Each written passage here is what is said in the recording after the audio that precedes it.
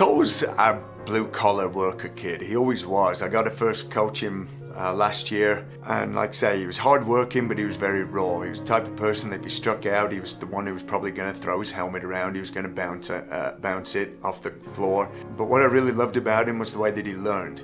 By the time we got him this year in high school, I didn't see any of that. He was still just as hard-working. He was still a blue-collar kid. He was still very gritty.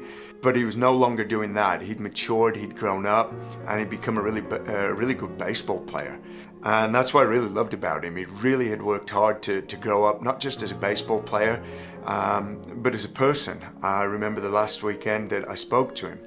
We were taking BP before we played a game against Pocatello later that afternoon.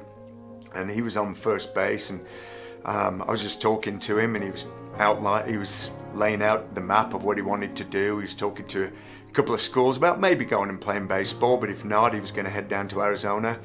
And I just left that conversation. It was his turn to go bat.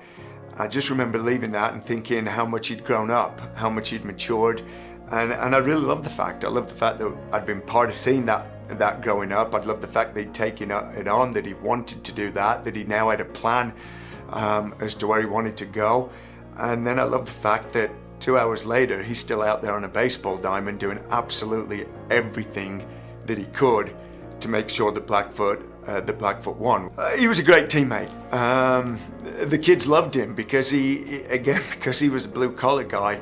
He didn't have any airs or graces. He didn't care who you were. He didn't care whether you were a senior and the most senior on the team, or whether you were the new sophomore who was coming in to do a job. As far as he was concerned, you were a teammate of his, and you were there to make our team better. And he was going to pick you up, and he was going to give you a hug, and like I say, that was him again.